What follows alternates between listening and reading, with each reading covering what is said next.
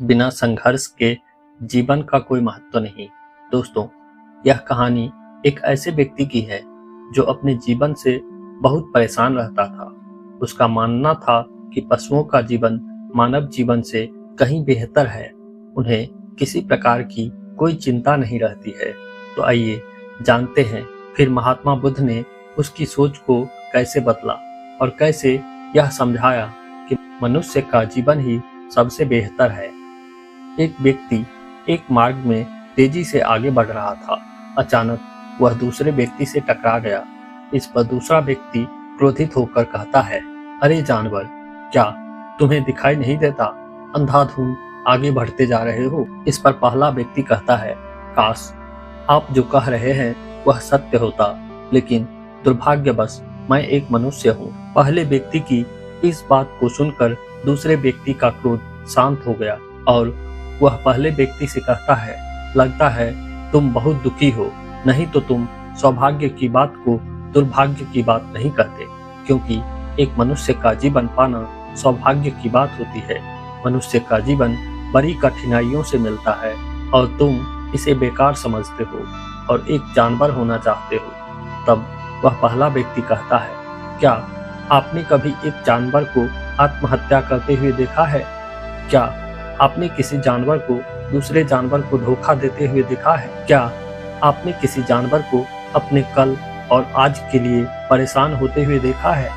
ऐसे में एक मनुष्य का जीवन सौभाग्य की बात कैसे हो सकती है? इससे अच्छा तो जानवरों का जीवन है। हम तो जानवरों से भी बदतर हालात में जी रहे हैं। वह दूसरा व्यक्ति कहता है, लगता है तुम बहुत दुखी हो, तुम्हारे जीवन में बहुत सारी समस्याएं हैं। यदि ऐसा है तो तुम्हें इसका समाधान महात्मा बुद्ध के पास ही मिलेगा। तब पहला व्यक्ति कहता है, महात्मा बुद्ध, यह कौन है?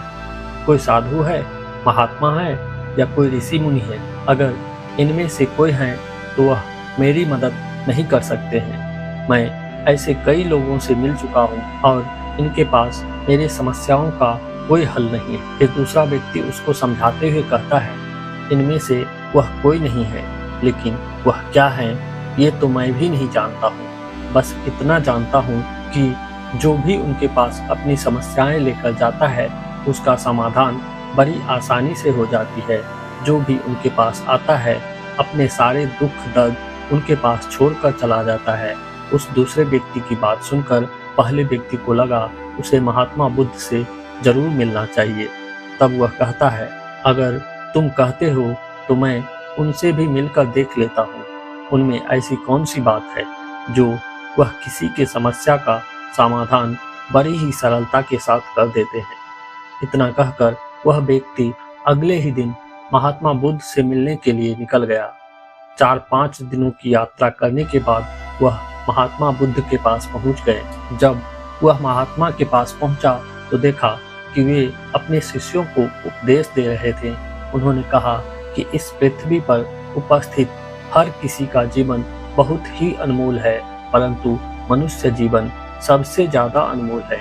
इसका उपयोग कर मनुष्य जीवन के उच्चतम श्रेणी पर पहुंच सकता है और इसी मनुष्य जीवन के कारण पशुओं से भी निचली स्तर पर आ सकता है। महात्मा बुद्ध का उपदेश समाप्त होते ही वहां पर जो लोग बैठे थे वह चले गए।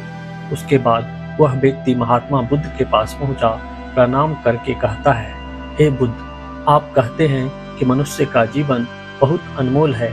आखिर हम मनुष्य के जीवन में ऐसी क्या बात है? हम मनुष्य के जीवन में कीमती होने जैसी क्या चीज है? हम चिंता करते हैं, परेशान रहते हैं, हम अपने भविष्य के लिए चिंतित रहते हैं। ऐसे ही कई तरह की समस्याओं से घिरे होते हैं। लेकिन आप क्या जाने, आप तो एक साधु हैं। आपने तो ये सारी चीजें त्याग दी है, इसलिए आप यह सभी बातें आसानी से कह सकते हैं। मुझे तो यही लगता है मनुष्य का जीवन बहुत ही कठिन है, हमें इसे समाप्त कर लेना चाहिए। आपने कभी पशुओं को देखा है ना? वे न तो चिंता करते हैं और न ही उन्हें किसी तरह की तकलीफें होती हैं, न वे किसी परेशानी में रहते हैं। वे अपना जीवन मौज मस्ती से जीते हैं। न उन्हें अपने आज की चिंता होती है और न ही कल की चिंता होती है। उन्हें न ही किसी से धोखा मिलता है और न ही किसी से शिकायत करते हैं, वे बस अपना जीवन जीते हैं। और वहीं दूसरी तरफ मनुष्य ठीक इसके उल्टा अपना जीवन जीता है। मुझे तो यही लगता है कि मनुष्य का जीवन पशुओं के जीवन से भी बदतर है। मनुष्य जीवन एक श्राप है जो हमें मिला है। ऐसे में आपको मनुष्य जीवन में ऐसी क्या विशेषताएं नजर आती है जो आप लोगों से झूठ बोलते रहते हैं कि हम मनुष्य का जीवन श्रेष्ठ जीवन है। महात्मा बुद्ध उस व्यक्ति की सारी बातें ध्यानपूर्वक सुनते रहे और उनकी मनोदशा को समझ रहे थे। आखिर में महात्मा बुद्ध मुस्कुराते हुए उस व्यक्ति से कहते हैं, बालक, तुम अपने जीवन के संघर्षों से भाग रहे हो। यदि तुम संघर्ष करोगे ही नहीं तो जीवन सफल कैसे बनेगा? और जब हम संघर्षों से भागते हैं तो हमारा जीवन दूसरों के अधीन हो जाता है और हमें दूसरों के अनुसार चलना पड़ता है। इसलिए हमें अपने जीवन के लिए संघर्ष तो करना ही पड़ता है। महात्मा बुद्ध के मुख से इस बात को सुनकर वह व्यक्ति अचरज में पड़ गया। तुरंत ही वह महात्मा बुद्ध को प्रणाम करके उनके चरणों में गिर गया।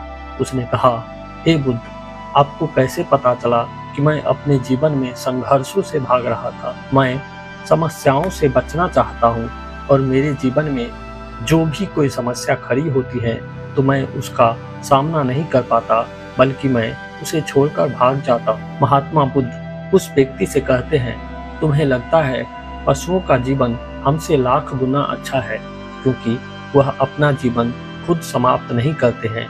वे न किसी को धोखा देते हैं, न ही भविष्य की चिंता करते हैं। इसका मतलब यह नहीं है कि उनके जीवन में संघर्ष नहीं है। उनके जीवन में तो जन्म से लेकर मृत्यु तक संघर्ष ही होता है।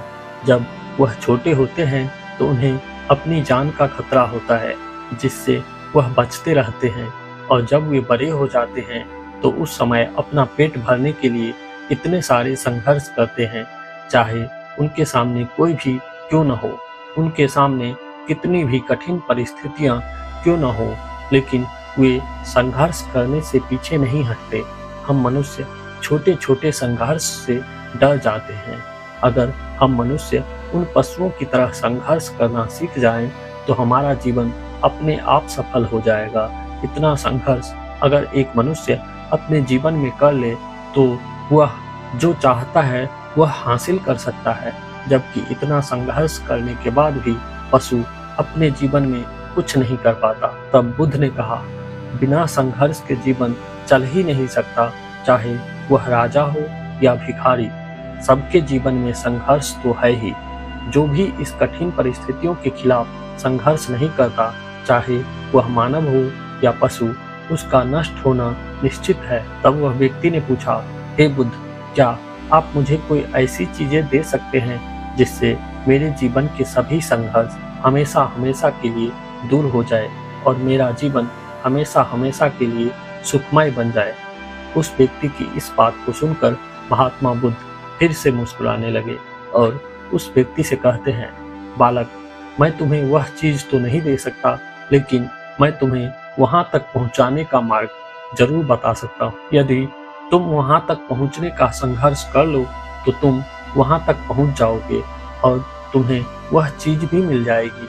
लेकिन मेरी एक और बात याद रखना, ऐसा नहीं है कि इसके बाद से तुम्हारे जीवन से परेशानियां और समस्याएं खत्म हो जाएगी। तुम्हारे जीवन में परेशानियां और समस्याएं तो आएगी, परंतु उनका प्रभाव तुम पर बहुत कम हो जाएगा। ऐसी परिस्थिति में कोई तुम्हें कितना भी दुख देने का, धोखा देने का प्रयास क्यों न करे, तुम्हें कभी भी धोखा नहीं मिलेगा। वह व्यक्ति दोनों हाथ जोड़कर कहता है, हे बुद्ध, बताइए वह चीज क्या है और मुझे कहाँ मिलेगी? मैं उस चीज को पाने के लिए कुछ भी कर सकता हूँ। मैं अपनी पूरे तन मन से प्रयास करूंगा, लेकिन उस चीज को हासिल करके ही रहूंगा।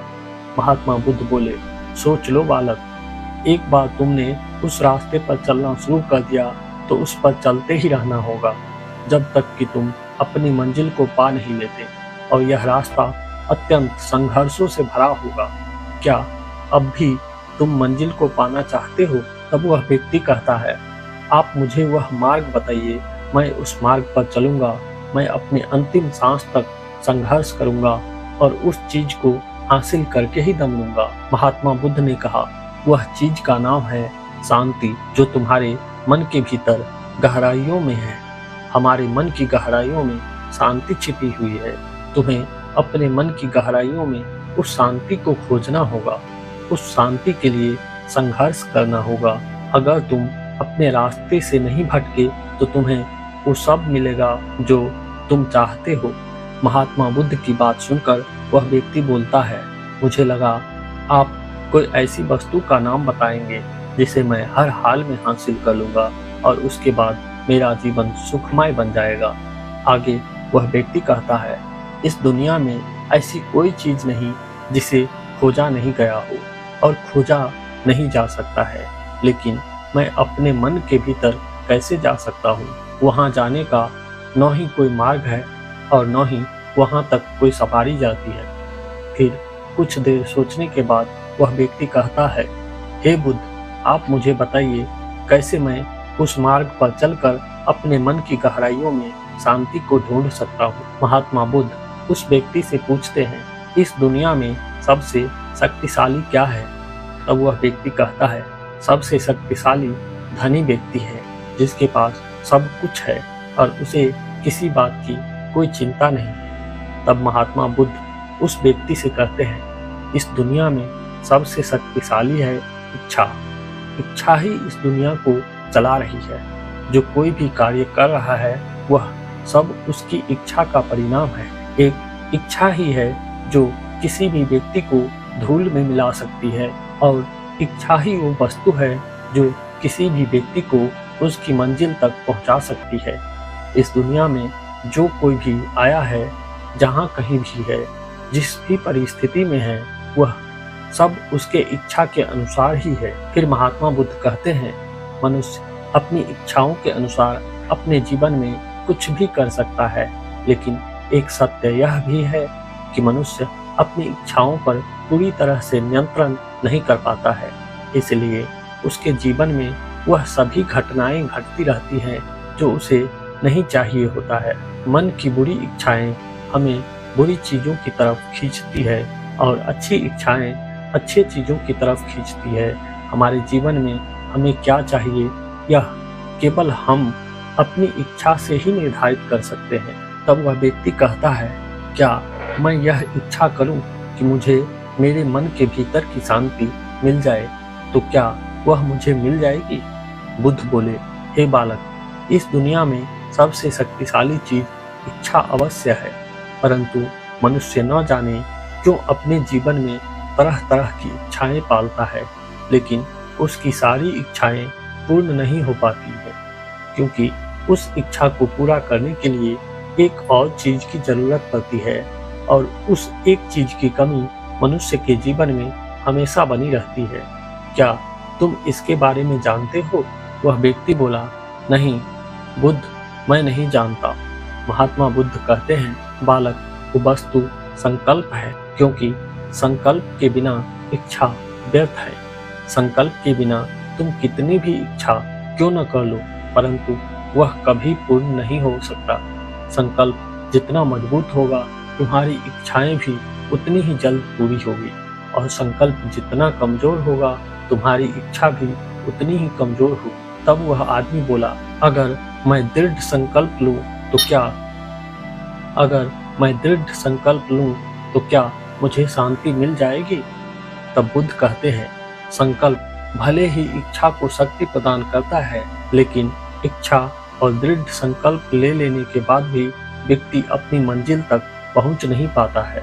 वह राह में भटक जाता है और थक हार कर अपने संकल्प को छोड़ देता है। तब बुद्ध कहते हैं, किसी भी मार्ग पर चलने के लिए उस मार्ग का ज्ञान होना बहुत जरूरी है, और वह ज्ञान हमें उस मार्ग पर चलकर ही मिल सकता है।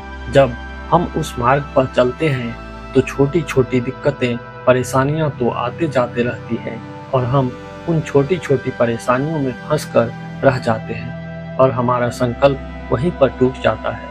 हमारी इच्छाएं उन छोटी छोटी समस्याओं के आगे कमजोर पड़ जाती है और हम हार मान लेते हैं। हमारा पूरा जीवन उसी समस्याओं के इर्द गिर्द घूमते रह जाता है। इस पर वह व्यक्ति कहता है, मैं आपकी बातों को समझने का कोशिश तो कर रहा हूँ, लेकिन आपकी बहुत कम बातें मुझे समझ में आ रही है। तब महात्मा बुद्ध उसे समझाने के लिए कहते हैं, मान लो तुम्हें किसी गांव में जाना है, किसी व्यक्ति से मिलना है और तुमने ये संकल्प लिया है कि तुम उस व्यक्ति से मिलकर ही रहोगे, परंतु काफी समय ढूंढने के बाद भी न ही तुम उस गांव को खोज पाए और उस व्यक्ति से मिल पाए, तो ऐसे में तुम क्या करोगे? तब वह व्यक्ति कहता है, हे बुद्ध, ऐसे कैसे हो सकता है कि मैं जीवित हूँ और वह व्यक्ति भी जीवित है और मुझे गांव भी पता है, तो मैं किसी भी कीमत पर उस व्यक्ति से मिलकर ही आऊंगा। तब महात्मा बुद्ध बोले, अगर तुम्हें उस व्यक्ति का नाम पता है, गांव का नाम भी पता है, लेकिन तुम्हें यह नहीं पता है कि गांव किस दिशा में है, तो ऐसे में तुम कौन सा मार्ग पकड़ोगे? मान लो यदि तुमने किसी विपरीत दिशा को पकड़ लिया, क्या तुम्हें उस गांव तक ले जाएगा वो दिशा, और क्या तुम्हें उस व्यक्ति से मिला पाएगा? तब वह व्यक्ति बोला, ऐसे तो मिलना मुश्किल हो जाएगा। तब मुस्कुराते हुए बुद्ध ने कहा, मैं कब से तुम्हें यही समझाने का प्रयास कर रहा हूँ। हमारे अंदर इच्छा और संकल्प होने के बावजूद सही मार्ग का ज्ञान होना आवश्यक है। शांति को खोजने का मार्ग हमारे भीतर ही होता है। तुम अपने भीतर की शांति को खोजने के लिए ध्यान के मार्ग पर आगे बढ़ो। जब तुम इस मार्ग पर आगे बढ़ोगे तो तुम्हें छोटी छोटी दिक्कतों का सामना करना पड़ सकता है, उनसे संघर्ष करना होगा, क्योंकि वह मार्ग तुम्हारे लिए बिल्कुल नया होगा। अगर तुम इन सारी परेशानियों से लड़ते हुए अपने मार्ग पर आगे बढ़ते रहो तो तुम भी अपने मन के अंदर तक पहुंच जाओगे और वहां पहुंचने के बाद तुम्हें किसी भी चीज की कोई जरूरत नहीं पड़ेगी और न ही तुम्हें कोई धोखा दे पाएगा और न ही कोई तुम्हें दुख पहुंचा पाएगा। फिर महात्मा बुद्ध कुछ देर मौन रहने के पश्चात कहते हैं, जब तुम अपने मन की शांति को प्राप्त कर लोगे तो एक पशु तो नहीं रहोगे, परंतु तुम्हें भी आज और कल की चिंता नहीं सताएगी। तुम तो बस अपने शांति में मग्न रहोगे। हमारे आसपास ऐसे बहुत से लोग होते हैं जो कई सारी समस्याओं से जूझते रहते हैं और थक हार कर आत्महत्या करने का प्रयास करते हैं। दोस्तों, इस कहानी से हमें यह शिक्षा मिलती है कि मनुष्य का जीवन कितना मूल्यवान होता है और हमें अपने जीवन की मूल्य को हर हमेशा समझना चाहिए। दोस्तों, उम्मीद करते हैं कि आज की यह कहानी आप सभी को पसंद आई हो।